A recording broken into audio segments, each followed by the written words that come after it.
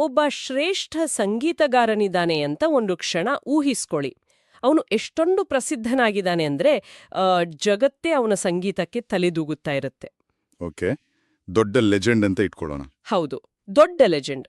ಒಂದು ಬೆಳಗ್ಗೆ ಅವನು ಎದ್ದು, ನಾನೀಗ ಸಂಗೀತದ ಅತ್ಯುನ್ನತ ಶಿಖರದಲ್ಲಿ ಇದ್ದೀನಿ, ನಾನೊಬ್ಬ ಮಾಸ್ಟರ್, ಇನ್ನು ಮುಂದೆ ನಾನು ಪ್ರತಿದಿನ ಬೆಳಗ್ಗೆ ಎದ್ದು ಆ ಬೇಸಿಕ್ ಸ್ವರಗಳ ಅಭ್ಯಾಸ, ಆ ಕಠಿಣವಾದ ಪ್ರಾಕ್ಟೀಸ್ ಮಾಡಬೇಕಾಗಿಲ್ಲ ಅಂತ ನಿರ್ಧರಿಸ್ತಾನೆ. ಏನಾಗುತ್ತೆ ಅವಾಗ? ಅಬ್ಬಾ, ಅದೊಂದು ದೊಡ್ಡ ಪ್ರಮಾದನೇ ಸರಿ. ಹೌದಲ್ವಾ? ಆರಂಭದಲ್ಲಿ ಆತನಿಗೆ ತಾನು ದೊಡ್ಡ ಕಲಾವಿದ, ತನಗೆ ಯಾವ ಕಟ್ಟುಪಾಡುಗಳಿಲ್ಲ ಅನ್ನೋ ಅಹಂಕಾರ ಒಂಥರ ಸುಖ ಕೊಡ್ಬೋದು. ಇದು ನಿಜವಾದ ಸ್ವಾತಂತ್ರ್ಯ ಅಂಟನೂ ಎನ್ಸ್ಬೋದು. ಆದರೆ ವಾಸ್ತವದಲ್ಲಿ ಅವನ ಕೌಶಲ್ಯ ನಿಧಾನವಾಗಿ ನಾಶವಾಗ್ತಾ ಹೋಗುತ್ತೆ. ಎಕ್ಸಾಕ್ಟ್ಲಿ. ಕಾಲಕ್ರಮೇಣ ಆತನ ಬೆರಳುಗಳ ಮೇಲಿನ ಹಿಡಿತ ಸಂಪೂರ್ಣವಾಗಿ ತಪ್ಪಿ ಹೋಗುತ್ತೆ. ಜ್ಞಾನದ ಹಸಿವಿರುವ ಕೇಳುಗರಿಗೆ ಈ ಆಳವಾದ ವಿಶ್ಲೇಷಣೆಗೆ ಸ್ವಾಗತ. ಇಂದು ನಾವು ಚರ್ಚಿಸಲಿರುವ ವಿಷಯ ಏನಂದ್ರೆ, ನಾವು ಯಾವುದಾದ್ರೂ ಒಂದು ಕ್ಷೇತ್ರದ ಅಥವಾ ಆ ಭಕ್ತಿಯ ತುತ್ತು ತುದಿ ತಲುಪಿದಾಗ ನಮ್ಮ ಮಿದುಳು ನಮಗೆ ಹೇಳುವ ಇಂಥದ್ದೇ ಒಂದು ಅತ್ಯಂತ ಅಪಾಯಕಾರಿ ಸುಳ್ಳಿನ ಬಗ್ಗೆ. ಅದ್ಭುತವಾದ ಉದಾಹರಣೆಯಿಂದ ಆರಂಭಿಸಿದ್ರಿ. ಈ ಸಂಗೀತಕಾರನ ಕಥೆ ಇದೆಯಲ್ಲ, ಇದು ಕೇವಲ ಕಲೆಗೆ ಮಾತ್ರ ಸೀಮಿತವಲ್ಲ, ಇದು ನಮ್ಮ ಮನಸ್ಸಿನ ಅತ್ಯಂತ ಆಳವಾದ ದೌರ್ಬಲ್ಯಕ್ಕೂ ಕನ್ನಡಿ ಹಿಡಿಯುತ್ತೆ. ಖಂಡಿತ. ಅಂದ್ರೆ ಮನುಷ್ಯ ಯಾವಾಗ್ಲೂ ಸ್ವಾತಂತ್ರ್ಯವನ್ನು ಬಯಸುತ್ತಾನೆ, ವಿಶೇಷವಾಗಿ ಆಧ್ಯಾತ್ಮಿಕತೆಯ ಅಥವಾ ಭಕ್ತಿಯ ಹಾದಿಯಲ್ಲಿ ಕಟ್ಟುಪಾಡುಗಳಿಲ್ಲದ, ಯಾವುದೇ ಗಡಿಗಳಿಲ್ಲದ ಒಂದು ಭಾವನಾತ್ಮಕ ಸ್ಥಿತಿಯೇ ಅಂತಿಮ ಗುರಿ ಅಂತ ನಂಬಿರ್ತಾನೆ. ಹೌದು, ಪ್ರಬಲವಾದ ಪ್ರೀತಿ ಅಥವಾ ಭಕ್ತಿ ಇದ್ದಾಗ ಈ ನಿಯಮಗಳೆಲ್ಲ ಗೌಣ ಆಗ್ಬಿಡುತ್ತೆ ಅನ್ನೋ ಒಂದು ಸಾಮಾನ್ಯ ನಂಬಿಕೆ ನಮ್ಮೆಲ್ಲರಲ್ಲಿದೆ ಅಲ್ವಾ? ನಿಜ. ಭಕ್ತಿ ಅಂದ್ರೆ ಅಲ್ಲಿ ಲೆಕ್ಕಾಚಾರಗಳಿರಬಾರ್ದು, ಅಲ್ಲಿ ಕೇವಲ ಶರಣಾಗತಿ ಮಾತ್ರ ಇರಬೇಕು ಅಂತ ನಮಗನಿಸುತ್ತೆ. ಹೌದು. ಆದ್ರೆ ಆಧ್ಯಾತ್ಮದ ಜಗತ್ತಿನಲ್ಲಿ ಮತ್ತು ಮಾನವನ ಮನೋವಿಜ್ಞಾನದಲ್ಲಿ ನಾವು ಸ್ವಲ್ಪ ಆಳವಾಗಿ ಇಣುಕಿ ನೋಡಿದಾಗ ಈ ಸ್ವಾತಂತ್ರ್ಯ ಮತ್ತು ಶಿಸ್ತಿನ ನಡುವಿನ ಗೆರೆ ಅಷ್ಟು ಸುಲಭವಾಗಿ ಅರ್ಥವಾಗುವಂಥದ್ದಲ್ಲ. ಹೌದು, ಅದು ಬಹಳ ಸೂಕ್ಷ್ಮವಾದ ವಿಚಾರ. ಅದೇ ನಮ್ಮ ಇಂದಿನ ಈ ಸಂವಾದಕ್ಕೆ ಮೂಲಭೂತ ಆಧಾರವಾಗಿರೋದು ಶ್ರೀಮತಿ ವಿದ್ಯಾಭಾರತಿ ಮೆಮೋರಿಯಲ್ ಟ್ರಸ್ಟ್ ಶಿವಮೊಗ್ಗ ಅವರು ಪ್ರಕಟಿಸಿರುವ ಒಂದು ಅತ್ಯದ್ಭುತವಾದ ಕೃತಿ. ವಿಜಯೇಂದ್ರ ರಾಮನಾಥ ಭಟ್ ಮತ್ತು ಅವರ ಸಹಯೋಗಿಗಳು ಸಂಪಾದಿಸಿರುವ ಗ್ರಂಥಮಾಲಾ 3 ಆಧ್ಯಾತ್ಮಜ್ಞಾನ ಅನ್ನೋ ಡಿಜಿಟಲ್ ಕೃತಿಯಿಂದ ನಾವು ಇಂದಿನ ವಿಷಯವನ್ನ ಆಯ್ದುಕೊಂಡಿದ್ದೇವೆ. ಈ ಗ್ರಂಥಮಾಲಾ ಸರಣಿಯ ಹಿನ್ನೆಲೆಯನ್ನ ಕೇಳುಗರಿಗೆ ಸ್ವಲ್ಪ ವಿವರಿಸುವುದು ಸೂಕ್ತ ಅಂತ ನನಗನಿಸುತ್ತೆ. ಖಂಡಿತ, ಹೇಳಿ. ಇದೊಂದು ಸಾಮಾನ್ಯ ಪುಸ್ತಕವಲ್ಲ, ಬದಲಾಗಿ ಇದು ದಶಕಗಳ ಸಂಶೋಧನೆಯ ಫಲ. ಈ ಹಿಂದೆ ಪ್ರಕಟವಾದ ಗ್ರಂಥಮಾಲಾ 1 ಸಂಪೂರ್ಣವಾಗಿ ವಿಷ್ಣು ಸಹಸ್ರನಾಮದ ಕುರಿತಾದ 8 ಕೃತಿಗಳನ್ನು ಒಳಗೊಂಡ ಬರೋಬ್ಬರಿ 1752 ಪುಟಗಳ ಬೃಹತ್ ಸಂಶೋಧನಾ ಸರಣಿಯಾಗಿತ್ತು. ಓಹೋ, ಅಷ್ಟು ದೊಡ್ಡ ಸರಣಿಯಾ? ಹೌದು. ಅದರ ನಂತರ ಬಂದ ಗ್ರಂಥಮಾಲಾ 2 ಕರ್ಮಯೋಗ ಮತ್ತು ಜ್ಞಾನಯೋಗಗಳ ಅಂತರಂಗವನ್ನು ವಿವರಿಸುವ ಸುಮಾರು 800 ಪುಟಗಳ ಗಹನವಾದ ಕೃತಿಯಾಗಿತ್ತು. ಈಗ ಈ 3ನೇ ಗ್ರಂಥಮಾಲಾ ಸರಣಿಯು ಆಧ್ಯಾತ್ಮ ಜ್ಞಾನದ ಕಡೆಗೆ ಬೆಳಕು ಚೆಲ್ಲುತ್ತಿದೆ.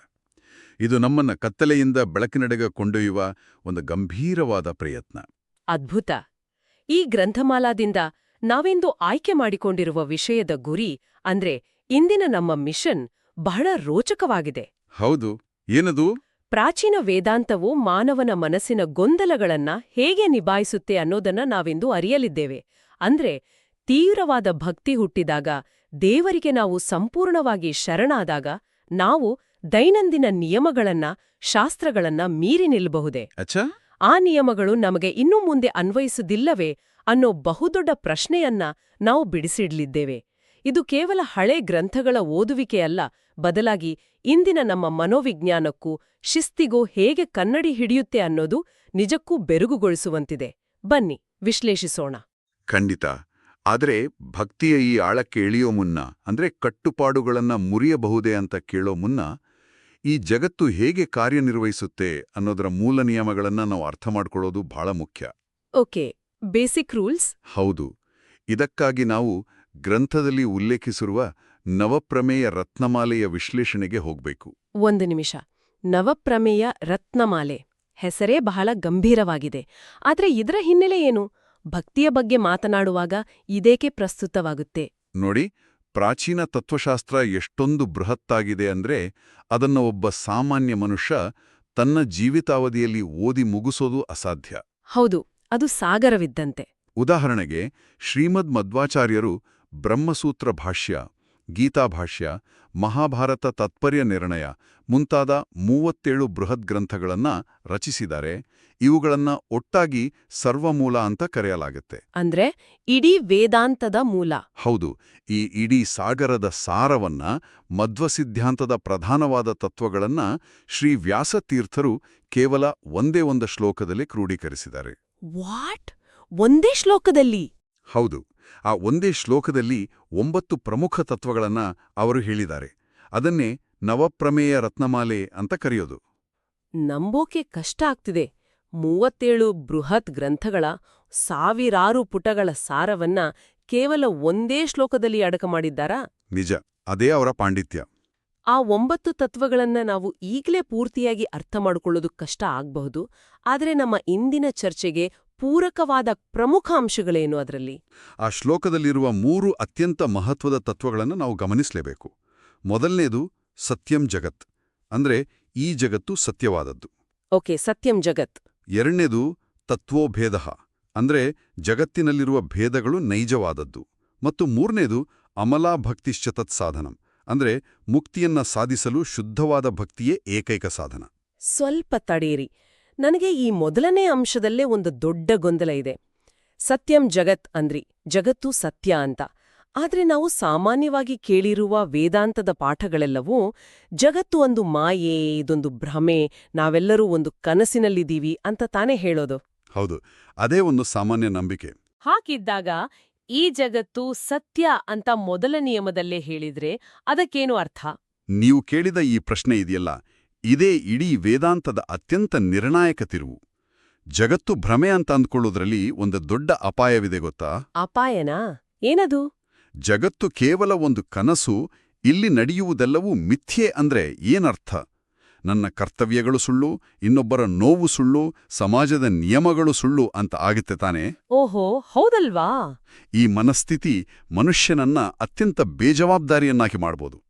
ನಾನೇನಾದ್ರೂ ತಪ್ಪು ಮಾಡಿದ್ರೆ ಅದೆಲ್ಲ ಮಾಯೆ, ನಾನೇ ಮಾಡಿದ್ದು ಅನ್ನೋದು ಸುಳ್ಳು ಅಂತ ಸುಲಭವಾಗಿ ನುಣುಚಿಕೊಳ್ಬೋದು. ಅಂದ್ರೆ ಎಸ್ಕೇಪಿಸಂ. ಎಕ್ಸಾಕ್ಟ್ಲಿ. ಅದಕ್ಕಾಗಿಯೇ ಶ್ರೀಮಧ್ವಾಚಾರ್ಯರು ಮತ್ತು ವ್ಯಾಸತೀರ್ಥರು ಬಹಳ ಕಟುವಾಗಿ ಸತ್ಯಂ ಜಗತ್ ಅಂತಾರೆ. ಈ ಜಗತ್ತು ನೈಜವಾಗಿದೆ. ಇಲ್ಲಿನ ನಿಮ್ಮ ಕರ್ಮಗಳು, ನೀವು ಮಾಡುವ ತಪ್ಪು ಒಪ್ಪುಗಳು, ಇಲ್ಲಿನ ಭೌತಿಕ ಮತ್ತು ನೈತಿಕ ನಿಯಮಗಳು ಎಲ್ಲವೂ ಸತ್ಯ. ಇದರಿಂದ ನೀವು ತಪ್ಪಿಸ್ಕೊಳ್ಳೋಕ್ ಸಾಧ್ಯವೇ ಇಲ್ಲ. ಓಹೋ, ಈಗ ಅರ್ಥವಾಗ್ತಿದೆ. ಅಂದ್ರೆ ಆಧ್ಯಾತ್ಮಿಕತೆಯ ಹೆಸರಿನಲ್ಲಿ ನಮ್ಮ ಜವಾಬ್ದಾರಿಗಳಿಂದ ನಾವು ಓಡಿ ಹೋಗಬಾರದು ಅಂತ ಮೊದಲೇ ಎಚ್ಚರಿಕೆ ನೀಡಿದಂತೆ. ಹೌದು. ಇದು ನನಗೆ ಭೌತಶಾಸ್ತ್ರದ ನಿಯಮಗಳಂತೆ ಕಾಣಿಸ್ತಿದೆ. ಅಂದ್ರೆ ನಾವು ಆಕಾಶದಲ್ಲಿ ಹಾರೋಕೆ ಕಲಿಯುವ ಮುನ್ನ ಭೂಮಿಯ ಗುರುತ್ವಾಕರ್ಷಣೆಯ ನಿಯಮಗಳನ್ನ ಒಪ್ಕೊಳ್ಳೇಬೇಕಲ್ವಾ? ಹೌದು, ಒಳ್ಳೆ ಉದಾಹರಣೆ. ನಾನು ಗುರುತ್ವಾಕರ್ಷಣೆಯನ್ನ ನಂಬುದಿಲ್ಲ, ನಾನೊಬ್ಬ ಸ್ವತಂತ್ರ ಹಕ್ಕಿ ಅಂತ ಅನ್ಕೊಂಡು 10ನೇ ಮಡಿಯಿಂದ ಹಾರಿದ್ರೆ ಪ್ರಕೃತಿ ನನ್ನನ್ನ ಸುಮ್ನೆ ಬಿಡುತ್ತಾ? ಇಲ್ಲ ತಾನೆ. ಹಾಗೆಯೇ ಜಗತ್ತು ಸತ್ಯ ಅನ್ನೋ ಈ ಮೂಲಭೂತ ನಿಯಮವನ್ನ ನಾವು ಒಪ್ಕೊಳ್ಳೇಬೇಕು. ಅತ್ಯದ್ಭುತವಾದ ಹೋಲಿಕೆ ಇದು. ನೀವು ಗುರುತ್ವಾಕರ್ಷಣೆಯ ಚೌಕಟ್ಟಿನಲ್ಲೇ ವಿಮಾನದ ಹಾರಾಟವನ್ನು ಕಲಿಬೇಕು. ಜಗತ್ತು ಸತ್ಯ ಎನ್ನುವುದರ ಅರ್ಥವೇ ಅದು. ಓಕೆ, ಇನ್ನು ಎರಡನೇ ನಿಯಮ. ಇನ್ನು ಎರಡನೇ ನಿಯಮ ತತ್ವೋಭೇದ, ಅಂದ್ರೆ ಜೀವಾತ್ಮ ಮತ್ತು ಪರಮಾತ್ಮನ ನಡುವಿನ ಅಂತರ ಸತ್ಯ. ನೀವೇ ದೇವರು ಅಂತ ಅನ್ಕೊಂಡು ಅಹಂಕಾರ ಪಡುವಂತಿಲ್ಲ. ನೀವು ಕಲಿಯುವವರ ಸ್ಥಾನದಲ್ಲಿ ಇರಬೇಕು. ಅರ್ಥ ಆಯಿತು. ಅಂದ್ರೆ ಹಂಬಲಾಗಿರ್ಬೇಕು. ಹೌದು. ಮತ್ತು ಮೂರನೇದು ಅಮಲಾಭಕ್ತಿ. ಆ ದೇವರನ್ನ ತಲುಪಲು ಶುದ್ಧವಾದ ಭಕ್ತಿಯೊಂದೇ ಅಸ್ತ್ರ. ಸರಿ, ಜಗತ್ತು ಸತ್ಯ, ನಮ್ಮ ಮತ್ತು ದೇವರ ನಡುವೆ ಅಂತರವಿದೆ, ಮತ್ತು ಆ ಅಂತರವನ್ನ ದಾಟೋಕೆ ಭಕ್ತಿ ನಮ್ಗಿರೋ ಸಾಧನ ಅಂತ ಒಪ್ಕೊಳ್ಳೋಣ.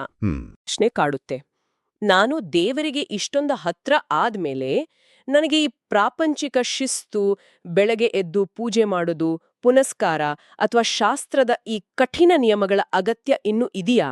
ಇದೇ ನೋಡಿ ಬಹಳ ಮುಖ್ಯವಾದ ಘಟ್ಟ. ಅಂದ್ರೆ ಭಕ್ತಿ ಅಂದ್ರೆ ಸಂಪೂರ್ಣ ಸ್ವಾತಂತ್ರ್ಯ ತಾನೇ. ಹಾಗಾಗಿ ನಾನೀಗ ನಿಯಮಗಳನ್ನ ಮೀರಿದವನು ಅನ್ನೋ ಭಾವನೆ ಬರೋದು ಸಹಜವಲ್ವೇ? ಸಹಜ, ಹೌದು. ಆದ್ರೆ ಇದು ಪ್ರತಿಯೊಬ್ಬ ಸಾಧಕನೂ ದಾರಿಯಲ್ಲಿ ಎದುರಿಸುವ ಅತಿದೊಡ್ಡ ಪ್ರಪಾತ. ಇದು ಎಷ್ಟೊಂದು ಸಾಮಾನ್ಯವಾದ ಗೊಂದಲ ಅಂದ್ರೆ, ದೇವರ್ಷಿ ನಾರದರು ತಾವು ಬರೆದ ನಾರದ ಭಕ್ತಿ ಸೂತ್ರದಲ್ಲಿ ಇದಕ್ಕಾಗಿ ಒಂದು ಪ್ರತ್ಯೇಕ ಸೂತ್ರವನ್ನ ಬರೆದಿದ್ದಾರೆ. ಓ, ಇದಕ್ಕಾಗಿ ಒಂದು ಪ್ರತ್ಯೇಕ ಸೂತ್ರ ಇದೆಯಾ? ಹೌದು. ಈ ಗ್ರಂಥಮಾಲೆಯಲ್ಲಿ ಆ 13ನೇ ಸೂತ್ರವನ್ನ ಬಹಳ ಸೊಗಸಾಗಿ ಬಿಡಿಸಿಡಲಾಗಿದೆ. ಕೇಳುಗರು ಇಲ್ಲಿ ಒಂದು ಅಂಶವನ್ನ ಗಮನಿಸಬೇಕು. ನಾರದ ಭಕ್ತಿ ಸೂತ್ರದ 7-12ನೇ ಸೂತ್ರಗಳಲ್ಲಿ ದೇವರಿಗೆ ಸಂಪೂರ್ಣವಾಗಿ ಶರಣಾಗುವ ಅನನ್ಯ ಭಕ್ತಿಯ ಬಗ್ಗೆ ಬಹಳ ಅದ್ಭುತವಾಗಿ ರೋಮಾಂಚಕಾರಿಯಾಗಿ ವಿವರಿಸಲಾಗಿದೆ. ಅಂದ್ರೆ ಸಂಪೂರ್ಣ ಶರಣಾಗತಿ. ಹೌದು, ಆ ಸೂತ್ರಗಳನ್ನು ಓದಿದ ತಕ್ಷಣ ಯಾರಿಗಾದ್ರೂ ಆಹಾ, ನಾನು ದೇವರಿಗೆ ಶರಣಾದೆ, ಇನ್ನು ನನಗೆ ಯಾವ ರೂಲ್ಸ್ ಇಲ್ಲ, ನಾನು ಕಂಪ್ಲೀಟ್ಲಿ ಸ್ವತಂತ್ರ ಅಂತ ಅನಿಸ್ಬಿಡುತ್ತೆ. ಹೌದು, ನಾವೇನಾದ್ರೂ ಆ ಸೂತ್ರಗಳನ್ನ ಓದಿದ್ರೆ ನನಗೂ ಹಾಗೆಯೇ ಅನ್ಸ್ತಿತ್ತು, ನಿಯಮಗಳೆಲ್ಲ ಆರಂಭದ ಹಂತದಲ್ಲಿರೋವರಿಗೆ ಮಾತ್ರ, ನಮಗಲ್ಲ ಅಂತ. ಆದರೆ ನಾರದರು ತಮ್ಮ 13ನೇ ಸೂತ್ರದಲ್ಲಿ ಇದಕ್ಕೆ ಬಹಳ ಖಡಕ್ಕಾಗಿ ಇಲ್ಲ ಅಂತ ಉತ್ತರಿಸ್ತಾರೆ. ಇಲ್ಲ ಅಂತಾರಾ? ಹೌದು, ನಿಯಮಗಳನ್ನ ತ್ಯಜಿಸುವಂತಿಲ್ಲ. ಅವರು ಹೇಳ್ತಾರೆ, ಅನ್ಯಥಾ ಪಾತಶಂಕೆಯ, ಅಂದ್ರೆ ನೀವು ನಿಯಮಗಳನ್ನ ಕೈಬಿಟ್ರೆ ನಿಮ್ಮ ಪತನ ಖಚಿತ, ನಿಮ್ಮ ಅವನತಿ ಗ್ಯಾರಂಟಿ. ವಾವ್, ಅಷ್ಟು ಸ್ಟ್ರಾಂಗ್ ಆಗಿ ಹೇಳ್ತಾರಾ? ಹೌದು, ಇದನ್ನ ಬೆಂಬಲಿಸಲು ಗ್ರಂಥದಲ್ಲಿ ಭಗವದ್ಗೀತೆಯ 16ನೇ ಅಧ್ಯಾಯದ 23ನೇ ಶ್ಲೋಕವನ್ನು ಉಲ್ಲೇಖಿಸಲಾಗಿದೆ. ಯಶಾಸ್ತ್ರ ವಿಧಿಮುತ್ಸೃಜ್ಯ ವರ್ತತೆ ಕಾಮಕಾರತಃ ನ ಸ ಸಿದ್ಧಿಮವಾಪ್ನೋತಿ ನ ಸುಖಂ ನ ಪರಾಂ ಗತಿಂ ಅಂತ. ಇದ್ರ ಅರ್ಥ ಏನಾಗುತ್ತೆ? ಇದರ ಅರ್ಥ, ಯಾವ ಮನುಷ್ಯನೂ ಶಾಸ್ತ್ರವಿಧಿಗಳನ್ನ ಅಂದ್ರೆ ಬದುಕಿನ ಆ ಬೇಸಿಕ್ ಶಿಸ್ತುಗಳನ್ನ ಬಿಟ್ಟು ತನ್ನ ಕಾಮಕಾರದಿಂದ ಅಂದ್ರೆ ತನ್ನ ಆಸೆಗಳಿಗೆ ತಕ್ಕಂತೆ ಮನಸ್ಸಿಗೆ ಬಂದಂತೆ ವರ್ತಿಸ್ತಾನೋ ಅವನು ಜೀವನದಲ್ಲಿ ಸಿದ್ಧಿಯನ್ನೂ ಹೊಂದುವುದಿಲ್ಲ, ಸುಖವನ್ನೂ ಹೊಂದುವುದಿಲ್ಲ ಅಂತ. ಆದ್ರೆ ಇಲ್ಲಿ ನನ್ನದೊಂದು ಆಕ್ಷೇಪ ಇದೆ. ಭಕ್ತಿ ಅಂದ್ರೆ ಹೃದಯದಿಂದ ಬರುವಂತಹದ್ದು. ದೇವರು ಕೇವಲ ನಮ್ಮ ಹೃದಯದ ಶುದ್ಧತೆಯನ್ನ ನೋಡ್ತಾನಲ್ವಾ? ಹಾಗಿದ್ದಾಗ ಬೆಳಿಗ್ಗೆ ಎದ್ದು ಇಂಥದ್ದೇ ಆಚರಣೆ ಮಾಡ್ಬೇಕು, ಇಂಥದ್ದೇ ಶಿಸ್ತನ್ನ ಪಾಲಿಸ್ಬೇಕು ಅಂತ ಹೇಳೋದು ಒಂದು ರೀತಿಯಲ್ಲಿ ನಮ್ಮನ್ನ ಪಂಜರದಲ್ಲಿ ಹಾಕಿದಂತೆ ಅನಿಸಲ್ವಾ? ಪ್ರೀತಿಯಲ್ಲಿ ಈ ಕಟ್ಟುಪಾಡುಗಳು ಯಾಕ್ಬೇಕು? ಇದು ಭಗವಂತನಿಗೆ ಬೇಕಾದ ಕಟ್ಟುಪಾಡುಗಳಲ್ಲ, ನಮ್ಮದೇ ಮನಸ್ಸಿಗೆ ಬೇಕಾದ ಕಟ್ಟುಪಾಡುಗಳು. ಇಲ್ಲಿದೆ ನೋಡಿ ಅಸಲಿ ಸಮಸ್ಯೆ. ನಮ್ಮ ಮನಸ್ಸಿಗೋಸ್ಕರನಾ? ಹೌದು. ನಮ್ಮ ಗ್ರಂಥಮಾಲದ ವಿಶ್ಲೇಷಣೆಯಲ್ಲಿ ಆತ್ಮವಂಚನೆ ಅಥವಾ ಸೆಲ್ಫ್ ಡಿಸೆಪ್ಷನ್ನ ಬಹುದೊಡ್ಡ ಅಪಾಯದ ಬಗ್ಗೆ ಬೆಳಕು ಚೆಲ್ಲುತ್ತೆ. ಮನುಷ್ಯನ ಮೆದುಳು ಎಷ್ಟೊಂದು ಚಾಣಾಕ್ಷ ಅಂದ್ರೆ ಅದು ಯಾವಾಗ್ಲೂ ಶ್ರಮದಿಂದ ತಪ್ಪಿಸ್ಕೊಳ್ಳಕ್ಕೆ ಶಾರ್ಟ್ಕಟ್ ಹುಡುಕುತ್ತಾನೆ ಇರುತ್ತೆ. ಅಂದ್ರೆ ನಾವು ರೂಲ್ಸ್ ಬ್ರೇಕ್ ಮಾಡೋದನ್ನ ಆಧ್ಯಾತ್ಮಿಕತೆ ಅಂತ ನಮ್ಮನ್ನೇ ನಾವು ನಂಬಿಸ್ಕೊಳ್ತೀವಾ? ಖಂಡಿತ. ಮನೋವಿಜ್ಞಾನದ ದೃಷ್ಟಿಯಿಂದಲೇ ಇದನ್ನ ನೋಡೋಣ. ನಮ್ಮ ಮಿದುಳು ಯಾವಾಗ್ಲೂ ಕಡಿಮೆ ಶ್ರಮ ಹಾಕಿ ಹೆಚ್ಚು ಸುಖವನ್ನ ಅಂದ್ರೆ ಆ ಇನ್ಸ್ಟೆಂಟ್ ಗ್ರಾಟಿಫಿಕೇಶನ್ ಅನ್ನ ಪಡೆಯೋಕ್ ನೋಡುತ್ತೆ. ಹೌದು, ಡೋಪಮೀನ್ ಹಿಟ್. ಅದೇ. ಒಬ್ಬ ವ್ಯಕ್ತಿ ತಾನು ಆಧ್ಯಾತ್ಮಿಕವಾದಿ ಬಹಳ ಉನ್ನತ ಮಟ್ಟವನ್ನ ತಲುಪಿದ್ದೀನಿ ಅಂತ ತನಗ್ತಾನೆ ಸುಳ್ಳು ಹೇಳ್ಕೊಡಕ್ ಶುರು ಮಾಡ್ತಾನೆ. ನಾನೀಗ ಜ್ಞಾನಿ, ನನಗೀ ವ್ರತ, ಪೂಜೆ, ಶಿಸ್ತು, ಸದಾಚಾರಗಳ ಹಂಗಿಲ್ಲ ಅಂತ ನಿಯಮಗಳನ್ನ ಮುರಿದ್ರೆ ಅದು ಕೇವಲ ಆಡಂಬರವಾಡುತ್ತೆ. ಓಕೆ. ಒಳಗಿನ ಸೋಮಾರಿತನವನ್ನ, ಅಹಂಕಾರವನ್ನ ಮುಚ್ಚಿಡೋಕೆ ಆತ ಭಕ್ತಿ ಅನ್ನೋ ಹೊದಿಕೆಯನ್ನ ಬಳಸ್ಕೊಳ್ತಾನಷ್ಟೆ. ಇದು ನಿಜಕ್ಕೂ ಬೆಚ್ಚಬೀಳಿಸುವ ವಿಚಾರ. ಅಂದ್ರೆ ತಾನು ಸಾಧಕ ಅಂತ ಜಗತ್ತಿಗೆ ತೋರ್ಸ್ಕೊಳ್ತಾ ಒಳಗೊಳಗೆ ಶಿಸ್ತಿನಿಂದ ನುಂಚ್ಕೊಳ್ಳುವ ಒಂದು ಕುತಂತ್ರವಿದು. ಹೌದು, ಸಂಪೂರ್ಣ ಆತ್ಮವಂಚನೆ. ಹಾಗಾದ್ರೆ ನಾವು ಈ ಶಿಸ್ತನ್ನ, ನಿಯಮಗಳನ್ನ ಕೈಬಿಟ್ರೆ ವಾಸ್ತವದಲ್ಲಿ ನಮ್ಮ ಮನಸ್ಸಿಗೆ ಏನಾಗುತ್ತೆ? ನಾವು ನಿಜಕ್ಕೂ ಸ್ವತಂತ್ರರಾಗ್ತೀವಾ? ಇಲ್ಲವೇ ಇಲ್ಲ. ಒಮ್ಮೆ ಆ ಶಿಸ್ತಿನ ಬೇಲಿ ಮುರಿದ್ರೆ ಆತನ ಮನಸ್ಸು ಗಾಳಿಯಲ್ಲಿ ತೇಲೋದಿಲ್ಲ. ಬದಲಾಗಿ ಅದು ಮತ್ತೆ ತನ್ನ ಹಳೆಯ ಭೋಗಾಸಕ್ತಿಗಳಿಗೆ ಅಂದ್ರೆ ಆ ಲೌಕಿಕ ಸುಖಭೋಗಗಳ ಕಡೆಗೆ ಜಾರುತ್ತೆ. ಮೂಲ ಗ್ರಂಥದಲ್ಲಿ ಇದನ್ನ ಮೃಗೀಯ ಸ್ವಭಾವ ಅಥವಾ ಆನಿಮಲಿಸ್ಟಿಕ್ ಟೆಂಡೆನ್ಸೀಸ್ ಅಂತ ಕರೆಯಲಾಗಿದೆ. ಮೃಗೀಯ ಸ್ವಭಾವ, ಈ ಪದಪ್ರಯೋಗ ಸ್ವಲ್ಪ ಕಟುವಾಗಿದೆ ಅನ್ನಿಸ್ತಿಲ್ವಾ? ಕೇವಲ ಕೆಲವು ನಿಯಮಗಳನ್ನ ಪಾಲಿಸಿಲ್ಲ ಅಂದ ಮಾತ್ರಕ್ಕೆ ಮನುಷ್ಯ ಪ್ರಾಣಿಯಾಗ್ತಾನಾ? ಇದನ್ನ ಬೈಗುಳದಂತೆ ನೋಡ್ಬೇಡಿ. ಬದಲಾಗಿ ಇದೊಂದು ಮಾನಸಿಕ ಸತ್ಯ. ಅಂದ್ರೆ ಪ್ರಾಣಿಗಳು ಹೇಗ್ ಬದುಕ್ತವೆ? ಅವುಗಳಿಗೆ ಯಾವುದೇ ಶಾಸ್ತ್ರಗಳಿಲ್ಲ, ಭವಿಷ್ಯದ ಚಿಂತೆ ಇಲ್ಲ. ಹಸಿವಾದ್ರೆ ತಿನ್ನುತ್ತವೆ, ನಿದ್ರೆ ಬಂದ್ರೆ ಮಲಗ್ತವೆ. ಕೇವಲ ತಮ್ಮ ಪ್ರವೃತ್ತಿಗಳಿಗೆ ತಕ್ಕಂತೆ ಬದುಕ್ತವೆ ಅಲ್ವಾ? ಹೌದು, ನ್ಯಾಚುರಲ್ ಇನ್ಸ್ಟಿಂಕ್ಟ್ಸ್. ಮನುಷ್ಯನೂ ಸಹ ತನ್ನನ್ನ ತಾನು ನಿಯಂತ್ರಿಸಿಕೊಳ್ಳುವ ಶಿಸ್ತನ್ನ ಕೈಬಿಟ್ರೆ ಆತನ ಒಳಗಿರುವ ಆ ಸುಪ್ತವಾದ ಮೃಗೀಯ ಪ್ರವೃತ್ತಿಗಳು ಅಂದ್ರೆ ಡೋಪಮೈನ್ಗೆ ಅಡಿಕ್ಟ್ ಆಗಿರುವ ಆಸೆಗಳು, ಕಾಮ, ಕ್ರೋಧ, ಲೋಭಗಳು ಮತ್ತೆ ಮೈದಡವಿ ಏಳುತ್ತವೆ. ಓಹೋ. ತಾನು ಆಧ್ಯಾತ್ಮಿಕವಾಗಿ ಸ್ವತಂತ್ರ ಅಂತ ಹೇಳಿಕೊಳ್ಳುವ ವ್ಯಕ್ತಿ ವಾಸ್ತವದಲ್ಲಿ ತನ್ನದೇ ಇಂದ್ರಿಯಗಳಿಗೆ, ತನ್ನ ಚಪಲಗಳಿಗೆ ಸಂಪೂರ್ಣವಾಗಿ ಗುಲಾಮನಾಗುತ್ತಾನೆ. ವಾವ್. ಅಂದ್ರೆ ನಮಗನ್ಸುತ್ತೆ ನಾವು ರೂಲ್ಸ್ ಬ್ರೇಕ್ ಮಾಡಿದೀವಿ, ನಾವು ಮುಕ್ತರು ಅಂತ. ಆದ್ರೆ ನಾವು ವಾಸ್ತವದಲ್ಲಿ ನಮ್ಮದೇ ಕೆಟ್ಟ ಅಭ್ಯಾಸಗಳ ದಾಸರಾಗ್ತಿರ್ತೀವಿ. ನಾವು ನಮ್ಮದೇ ಸೋಮಾರಿತನವನ್ನ ಫ್ರೀಡಮ್ ಅಂತ ಬ್ರ್ಯಾಂಡ್ ಮಾಡ್ತಿದ್ದೀವಿ ಎನ್ನಬಹುದು. ನಿಖರವಾಗಿ ಹೇಳಿದ್ರಿ. ಅದಕ್ಕಾಗಿಯೇ ಋಷಿಮುನಿಗಳು, ಪ್ರಾಚೀನ ಗುರುಗಳು ಈ ದೈನಂದಿನ ನಿಯಮಗಳನ್ನ, ಆಚರಣೆಗಳನ್ನ ರೂಪಿಸಿರೋದು. ಅವು ನಮ್ಮನ್ನ ಕಟ್ಟಿ ಹಾಕುವ ಬಂಧನಗಳಲ್ಲ, ನಾವು ಅವುಗಳನ್ನ ಒಂದು ಜೈಲಿನ ಪಂಜರದಂತೆ ನೋಡಬಾರದು. ಮತ್ತೆ ಹೇಗೆ ನೋಡ್ಬೇಕು? ಬದಲಾಗಿ ಅವು ಭದ್ರತಾ ಬೇಲಿಗಳು ಅಥವಾ ಪ್ರೊಟೆಕ್ಟಿವ್ ಫೆನ್ಸಸ್. ರಕ್ಷಣಾ ಬೇಲಿಗಳು. ಆಹಾ, ಈ ರೂಪಕ ಬಹಳ ಆಸಕ್ತಿದಾಯಕವಾಗಿದೆ. ಇದನ್ನ ಸ್ವಲ್ಪ ವಿವರಿಸಬಹುದಾ? ಖಂಡಿತ. ನೀವು ಒಂದು ಸಣ್ಣ ಮಾವಿನ ಗಿಡವನ್ನ ನೆಟ್ಟಿದ್ದೀರಿ ಅಂತ ಅಂದುಕೊಳ್ಳಿ. ಆ ಗಿಡದ ಸುತ್ತಲೂ ಒಂದು ಮುಳ್ಳಿನ ಬೇಲಿಯನ್ನ ಹಾಕ್ತೀರಿ. ಹೌದು, ಹಾಕ್ತೀವಿ. ಆ ಬೇಲಿಯ ಉದ್ದೇಶ ಆ ಗಿಡವನ್ನ ಜೈಲಿನಲ್ಲಿ ಇಡೋದು ಅಂತ ಅರ್ಥನಾ? ಖಂಡಿತ ಇಲ್ಲ. ಹೊರಗಿನ ದನಕರುಗಳು, ಪ್ರಾಣಿಗಳು ಬಂದು ಆ ಎಳೆ ಗಿಡವನ್ನ ಮೇಯಬಾರ್ದು ಅಂತ ಆ ಬೇಲಿ ಹಾಕಲಾಗಿರುತ್ತೆ. ಓಕೆ. ನಮ್ಮ ಮನಸ್ಸು ಕೂಡ ಆ ಎಲೆ ಗಿಡವಿದ್ದಂತೆ. ಪ್ರಾಪಂಚಿಕ ಆಕರ್ಷಣೆಗಳು, ಆ ಅಗ್ಗದ ಸುಖಗಳು, ಆ ದನಕರುಗಳಿದ್ದಂತೆ. ನಮ್ಮ ಇಂದ್ರಿಯಗಳ ಮೇಲಿನ ವ್ಯಾಮೋಹ ಸಂಪೂರ್ಣವಾಗಿ ಹೋಗುವವರೆಗೆ, ಅಂದ್ರೆ ಆ ವೈರಾಗ್ಯ ನೈಜವಾಗಿ ನಮ್ಮೊಳಗೆ ಬೇರೂರುವ ತನಕ ಈ ಬೇಲಿಗಳು ಅತ್ಯಗತ್ಯ. ಆ ಕವಚವಿಲ್ಲದಿದ್ರೆ ನಾವು ಸುಲಭವಾಗಿ ಪ್ರಾಪಂಚಿಕ ಆಕರ್ಷಣೆಗಳಿಗೆ ಬಲಿಯಾಗ್ತೀವಿ. ಇದು ನಿಜಕ್ಕೂ ಕಣ್ತಿರಿಸುವಂಥ ಒಳನೋಟ. ನಾವು ಎಷ್ಟೇ ಬುದ್ಧಿವಂತರಾಗಿದ್ರೂ ನಮ್ಮ ಮನಸ್ಸು ನಮ್ಮನ್ನ ಹೇಗೆ ಸುಲಭವಾಗಿ ಮೋಸಗೊಳಿಸುತ್ತೆ ಅನ್ನೋದು ಇಲ್ಲಿ ಸ್ಪಷ್ಟವಾಗ್ತಿದೆ. ಆದ್ರೆ ಇಲ್ಲಿ ನನ್ನ ಮುಂದಿನ ಪ್ರಶ್ನೆ ಹುಟ್ಕೊಳ್ಳುತ್ತೆ. ಕೇಳಿ. ಈ ನಿಯಮಗಳು ಕೇವಲ ತಾತ್ಕಾಲಿಕ ರಕ್ಷಣಾ ಬೇಲಿಗಳಾಗಿದ್ರೆ ಈ ಆಧ್ಯಾತ್ಮಿಕ ಪ್ರಯಾಣದ ಅಂತಿಮ ಹಂತ ಹೇಗಿರುತ್ತೆ? ನಾವು ಆ ಬೇಲಿಯನ್ನ ಕಿತ್ತು ಹಾಕುವ ಸಮಯ ಎಂದಾದ್ರೂ ಬರುತ್ತಾ? ಅಥವಾ ನಮ್ಮ ಇಡೀ ಜೀವನ ಆ ಬೇಲಿಯ ಒಳಗೆ ಕಳೆಯಬೇಕಾ? ಖಂಡಿತವಾಗಿಯೂ ಒಂದು ಸಮಯ ಬರುತ್ತೆ. ಮತ್ತು ಆ ಅಂತಿಮ ಹಂತದ ಪ್ರಯಾಣದ ವಿವರಣೆ ಇದೆಯಲ್ಲ, ಅದು ಅತ್ಯಂತ ಸುಂದರವಾಗಿದೆ. ಹೇಗಿರುತ್ತೆ ಆ ಹಂತ? ಇಲ್ಲಿ ನಾವು ದ್ವೈತದಿಂದ ಏಕತೆಯೆಡೆಗಿನ ಪ್ರೇಮದ ವಿಕಾಸವನ್ನ ಕಾಣ್ತೀವಿ. ಭಕ್ತಿಯ ಆರಂಭಿಕ ಹಂತದಲ್ಲಿ ಭಕ್ತನು ದೇವರನ್ನ ತನಗಿಂತ ಬೇರೆಯಾಗಿ ಬಹಳ ಎತ್ತರದಲ್ಲಿರುವ ಒಂದು ಅದ್ಭುತ ಶಕ್ತಿಯಾಗಿ ನೋಡ್ತಾನೆ. ಇದು ದ್ವೈತ ಭಾವ. ಆತನಿಗೆ ದೇವರ ಬಗ್ಗೆ ಭಯವಿರುತ್ತೆ, ಗೌರವವಿರುತ್ತೆ, ಆರಾಧನೆ ಇರುತ್ತೆ. ಅಲ್ಲಿ ಕಠಿಣವಾದ ಶಿಸ್ತು ಇರುತ್ತೆ. ಅಂದ್ರೆ ನಾನೊಬ್ಬ ಸಾಮಾನ್ಯ ಮನುಷ್ಯ, ಭಗವಂತ ಸರ್ವಶಕ್ತ ಅನ್ನೋ ಒಂದು ಅಂತರ ಇರುತ್ತೆ. ಹೌದು. ಆದರೆ ನಿರಂತರವಾದ ಶುದ್ಧವಾದ ಪ್ರೇಮದಿಂದ ಆ ಅಂತರ ಕ್ರಮೇಣ ಕರಗುತ್ತಾ ಬರುತ್ತೆ. ಪ್ರೇಮವು ಆ ದೂರವನ್ನ ಮೀರಿಸುತ್ತೆ. ಮಾನವನು ಹೆಜ್ಜೆ ಹೆಜ್ಜೆಯಾಗಿ ದೇವರ ಕಡೆಗೆ ನಡೆಯುತ್ತಾನೆ ಮತ್ತು ದೇವರು ಕರುಣೆಯಿಂದ ಮಾನವನ ಕಡೆಗೆ ಬರುತ್ತಾನೆ. ಅಚ್ಛಾ. ಇದು ಕೇವಲ ಒಂದು ಯಾಂತ್ರಿಕ ಪ್ರಕ್ರಿಯೆಯಲ್ಲ, ಇದೊಂದು ಸಂಬಂಧಗಳ ವಿಕಾಸ. ಸಂಬಂಧಗಳ ವಿಕಾಸ ಅಂದ್ರೆ ನಾವು ದೇವರೊಂದಿಗೆ ಒಂದು ಪರ್ಸನಲ್ ಸಂಬಂಧವನ್ನ ಬೆಳೆಸ್ತೀವಾ? ಖಂಡಿತ. ಭಕ್ತನು ಭಗವಂತನನ್ನ ಕೇವಲ ದೂರದ ಆಕಾಶದಲ್ಲಿರುವ ಶಕ್ತಿಯಾಗಿ ನೋಡದೆ ತನ್ನ ಅತ್ಯಂತ ಹತ್ತಿರದ ಸಂಬಂಧಿಯಾಗಿ ನೋಡತೊಡಗುತ್ತಾನೆ. ಓಹೋ. ಶಾಂತ ಭಕ್ತಿ, ದಾಸ್ಯ ಭಕ್ತಿಯಿಂದ ಶುರುವಾಗಿ ದೇವರನ್ನ ತಂದೆ ಅಥವಾ ತಾಯಿಯಂತೆ ಪ್ರೀತಿಸ್ತಾನೆ. ಇದನ್ನ ವಾತ್ಸಲ್ಯ ಭಕ್ತಿ ಅಂತಾರೆ. ಆಮೇಲೆ ಗೆಳೆಯನಂತೆ ಆಪ್ತವಾಗಿ ಸಲಿಗೆಯಿಂದ ಮಾತನಾಡಿಸ್ತಾನೆ. ಅದು ಸಖ್ಯ ಭಕ್ತಿ. ಅಂದ್ರೆ ಫ್ರೆಂಡ್ ಥರ. ಹೌದು. ಕೊನೆಗೆ ಪ್ರೇಮಿಯಂತೆ ತನ್ನ ಸರ್ವಸ್ವವನ್ನೂ ಆತನಿಗೆ ಅರ್ಪಿಸ್ತಾನೆ. ಅದೇ ಮಾಧುರ್ಯ ಭಕ್ತಿ. ಹೀಗೆ ಹಲವು ನಿಕಟವಾದ ಪ್ರೀತಿಯ ಸಂಬಂಧಗಳ ಮೂಲಕ ಭಗವಂತನನ್ನ ಆರಾಧಿಸುತ್ತಾ ಆ ಭಕ್ತನು ಕೊನೆಗೆ ಸಂಪೂರ್ಣವಾದ ಏಕತೆಯನ್ನ, ಅಂದ್ರೆ ಆ ಒನ್ನೆಸ್ನ ಸಾಧಿಸ್ತಾನ. ವಾವ್, ಇದು ಕೇಳುವುದಕ್ಕೆ ಬಹಳ ರೋಮಾಂಚನಕಾರಿಯಾಗಿದೆ. ಅಂದ್ರೆ ಅತ್ಯಂತ ಕಠಿಣವಾದ ಶಿಸ್ತಿನಲ್ಲಿ ಶುರುವಾಗುವ ಪ್ರಯಾಣ ಕೊನೆಗೆ ಅತ್ಯಂತ ಮಧುರವಾದ ಪ್ರೇಮವಾಗಿ ಬದಲಾಗುತ್ತೆ. ನಿಜ. ಹಾಗಾದ್ರೆ ಆ ಸಂಪೂರ್ಣ ಏಕತೆಯ ಸ್ಥಿತಿ, ಆ ಪರಮಾನಂದವನ್ನ ತಲುಪಿದ ಮೇಲೆ ಏನಾಗುತ್ತೆ? ಆಗಲೂ ಈ ನಿಯಮಗಳು, ಆಚರಣೆಗಳು ಬೇಕಾ? ಇಲ್ಲ. ಒಮ್ಮೆ ಭಕ್ತನು ಆ ಭಗವಂತನಲ್ಲಿ ಸಂಪೂರ್ಣವಾಗಿ ಲೀನವಾಗಿ ಆ ಪರಮಾನಂದವನ್ನ ಅನುಭವಿಸಿದ ಮೇಲೆ ಈ ಬಾಹ್ಯ ನಿಯಮಗಳು ತಾವಾಗೇ ಕಳಚಿಬೀಳ್ತವೆ. ತಾವಾಗಿಯೇ? ಹೌದು. ಇಲ್ಲಿ ಗಮನಿಸಿ, ಆತನು ಅಹಂಕಾರದಿಂದ ನಿಯಮಗಳನ್ನ ಬಲವಂತವಾಗಿ ಮುರಿಯೋದಿಲ್ಲ. ಬದಲಾಗಿ ಆತನಿಗೆ ಆ ನಿಯಮಗಳ ಅಗತ್ಯವೇ ಇರೋದಿಲ್ಲ. ಇದಕ್ಕೂ ಒಂದು ಸುಂದರವಾದ ಉದಾಹರಣೆ ಇದೆ ನಮ್ಮಲ್ಲಿ. ಹೇಳಿ, ಕೇಳೋಣ.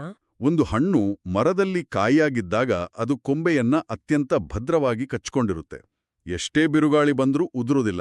ಆದರೆ ಅದೇ ಹಣ್ಣು ಸಂಪೂರ್ಣವಾಗಿ ಮಾಗಿದ ಮೇಲೆ, ಸಿಹಿಯಾದ ಮೇಲೆ ಏನಾಗತ್ತೆ? ಅದು ತಾನಾಗಿಯೇ ಮರದಿಂದ ಕಳಚಿ ಬೀಳುತ್ತೆ. ಅದಕ್ಕೆ ಯಾರೂ ಬಲವಂತ ಮಾಡಬೇಕಾಗಿಲ್ಲ. ನಿಖರವಾಗಿ.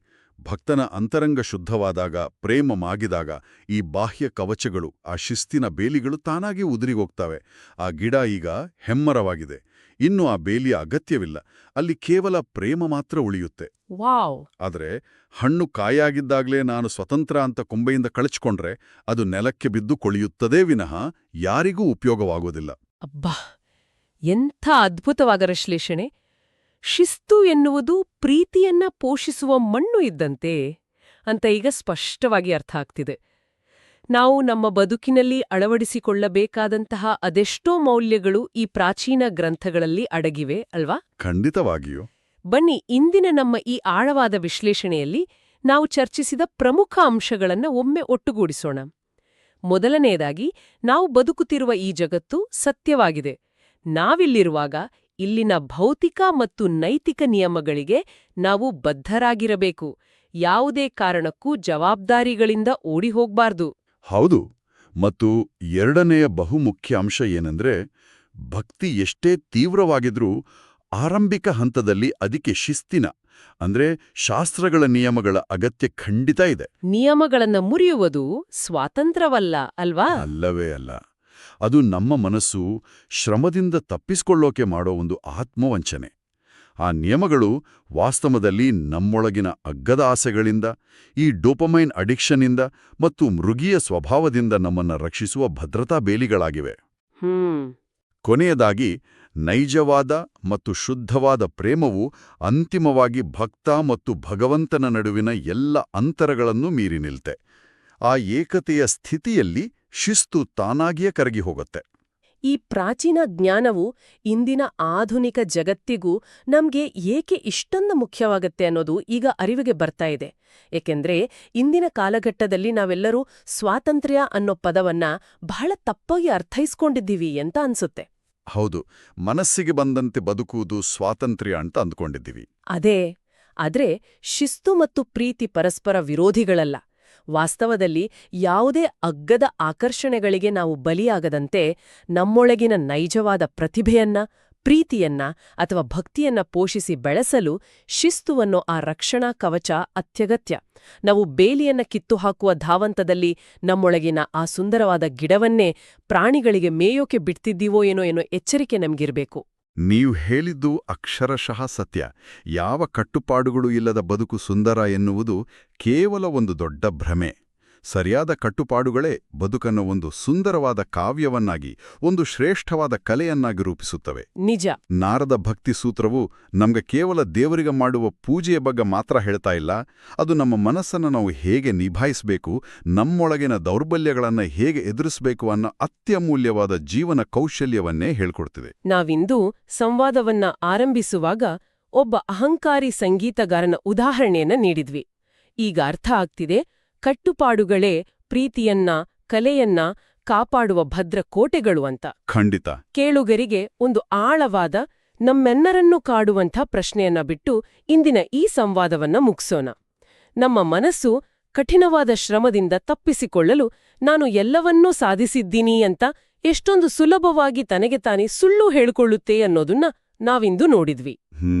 ಹಾಗಾದ್ರೆ ಆಧ್ಯಾತ್ಮವನ್ನ ಹೊರತುಪಡಿಸಿ ನಮ್ಮ ದಿನನಿತ್ಯದ ವೃತ್ತಿಜೀವನದಲ್ಲಿ, ನಮ್ಮ ಕಚೇರಿಯ ಕೆಲಸಗಳಲ್ಲಿ ಅಥವಾ ನಮ್ಮ ಆಪ್ತ ಸಂಬಂಧಗಳಲ್ಲಿ ಕೇವಲ ನಾವು ಅದರಲ್ಲಿ ಶ್ರೇಷ್ಠರು ಅಥವಾ ನಮ್ಗೆಲ್ಲ ಗೊತ್ತು ಅಂತ ಭ್ರಮಿಸಿಕೊಂಡು ವಾಸ್ತವದಲ್ಲಿ ಮಾಡಲೇಬೇಕಾದ ಮೂಲಭೂತ ಕೆಲಸಗಳನ್ನ, ಆ ಬೇಸಿಕ್ಸ್ ಅನ್ನ ನಾವೆಲ್ಲರೂ ಎಲ್ಲಿ ಕಡೆಗಣಿಸ್ತಿರ್ಬೋದು? ಹೌದು, ಯೋಚನೆ ಮಾಡಬೇಕಾದ ವಿಷಯ. ನಮ್ಮದೇ ಮಿದುಳು ಸ್ವಾತಂತ್ರ್ಯದ ಹೆಸರಿನಲ್ಲಿ ಎಲ್ಲಿ ನಮ್ಮನ್ನ ಸೋಮಾರಿಗಳನ್ನಾಗಿ ಮಾಡ್ತದೆ. ಸ್ವಲ್ಪ ಯೋಚಿಸಿ.